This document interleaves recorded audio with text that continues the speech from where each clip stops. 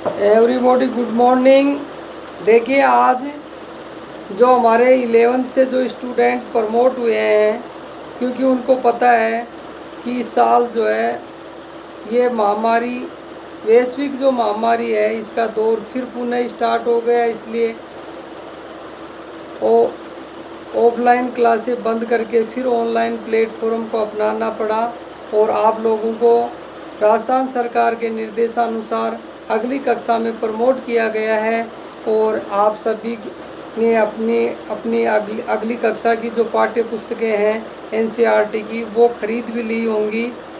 आज से हम जो है आपका पॉलिटिकल साइंस का पहला अध्याय जो है स्टार्ट कर रहे हैं। और पहला पार्ट जो है इसका है स्वतंत्र भारत में राजनीति, और इसका पहला लेसन है राष्ट्र निर्माण की चुनौतियाँ। तो देखिए, सभी आप लोग 12th पॉलिटिकल साइंस न्यू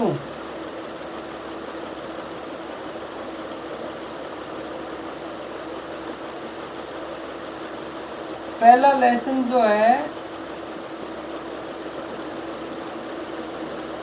राष्ट्र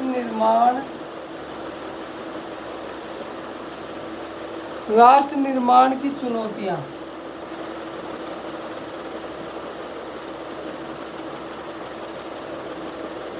देखिए, राष्ट्र निर्माण की बात करें तो सबसे पहले हम राष्ट्र निर्माण की बात करें। देखिए, हमारे भारत के संदर्भ में हमारा भारत जो है ईस्ट इंडिया कंपनी हमारे यहाँ व्यापार करने के लिए लाइसेंस प्राप्त किया।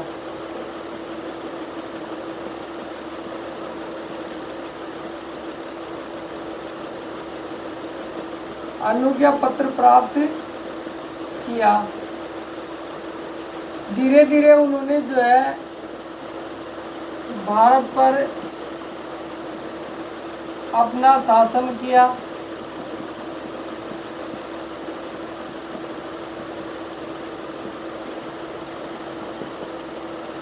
हम लोग जो है उपनिवेशवाद की स्थिति में रहे, अर्थात हम उनके गुलाम हो गए। जैसे ही हमारा देश आज़ाद हुआ 1947 में, देश आज़ाद हुआ, तब हमारे सामने क्या क्या चुनौतियाँ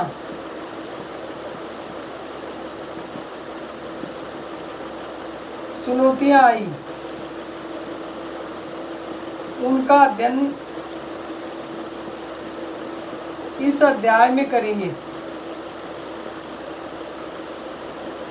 देखिए, जैसे ही हम एक लंबे समय के उपनिवेशवाद के वातावरण से मुक्त हुए, 15 अगस्त 1947 को हमारा देश आज़ाद हुआ। आज़ाद होने की स्थिति में आपको पता है कि जो है हमारा देश जाते जाते अंग्रेज़ों ने फूट डालो, राज करो, और हमारे देश के दो टुकड़े कर दिए। एक टुकड़ा जो है पाकिस्तान, एक भारत हो गया। अब हमारे यहाँ से भारत के अधिकतर जो उद्योग धंधे थे वो भी पाकिस्तान में चले गए। तो भारत को भी स्थापित करने में उस समय महत्वपूर्ण जो है कठिनाइयों का सामना करना पड़ा। अर्थात किस तरह से भारत का संविधान बने, इतने बड़ा भूभाग है, इसकी अर्थव्यवस्था को कैसे संतुलित किया जाए। और देश के सामने जो है एक बड़ी समस्या हो गई, कैसे चुनाव कराए जाएं, कैसे जो है ये रजवाड़े हैं इनका एकीकरण किया जाए, क्योंकि भारत विभिन्न छोटी छोटी रियासतों में फैला हुआ था। तो हमारे सामने मुख्य रूप से ये समस्याएं थी। समस्याओं में देखें तो जनसंख्या, अशिक्षा, धार्मिक, आर्थिक और राजनीतिक सभी परिवेश में जो है सारी समस्याएं उस समय मौजूद थी। लेकिन हमारे देश के प्रथम प्रधानमंत्री पंडित जवाहरलाल नेहरू ने जो है अपने भाषण में जो है इस प्रकार से संबोधित किया कि भाई हम सब लोग संगठित होकर के, एकजुट होकर के और इन समस्याओं का हम समाधान करेंगे। इसके लिए एक संविधान बनाने के लिए संविधान निर्माण सभा होगी, और उस सभा के दौरान जो है हम लोग मुख्य रूप से विभिन्न प्रकार के जो कार्य करेंगे। देखिए, राष्ट्र की हम बात करें तो एक राष्ट्र शब्द आया है देखिए राष्ट्र का मतलब वैसे बात करें तो देखिए नेशन होता है।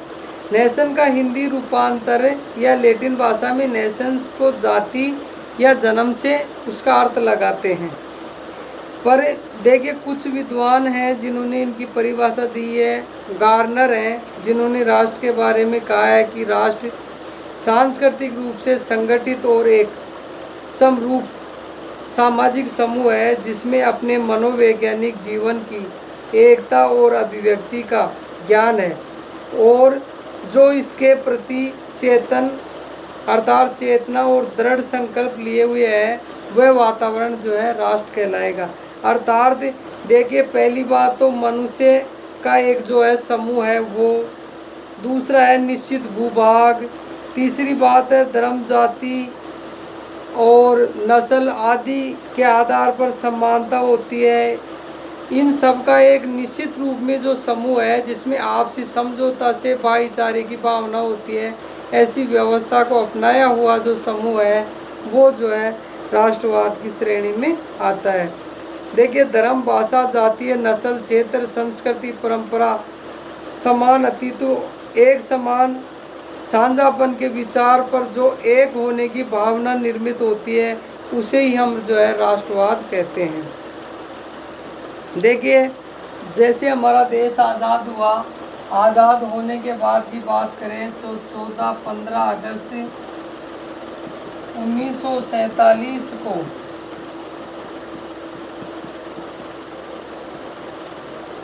पाकिस्तान दो राष्ट्रों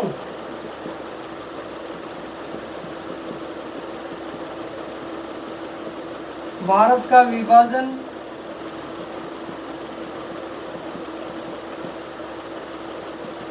होने पर भारत यानी राष्ट्र के समक्ष अनेक चुनौतियां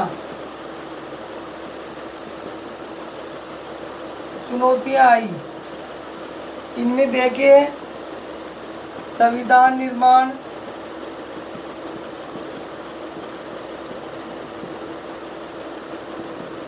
रोजगार के संसाधन,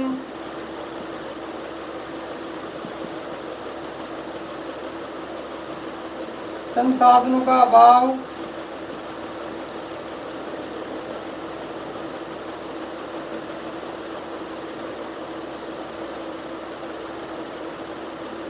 चुनाव व्यवस्था, रियासतों एकीकरण,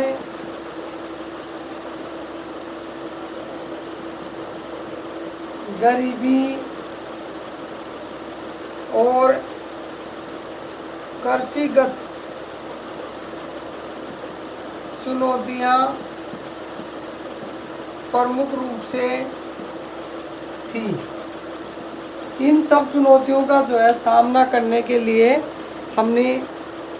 हमारे राष्ट्र का निर्माण हुआ। धीरे धीरे बहुत सारी इकाइयों में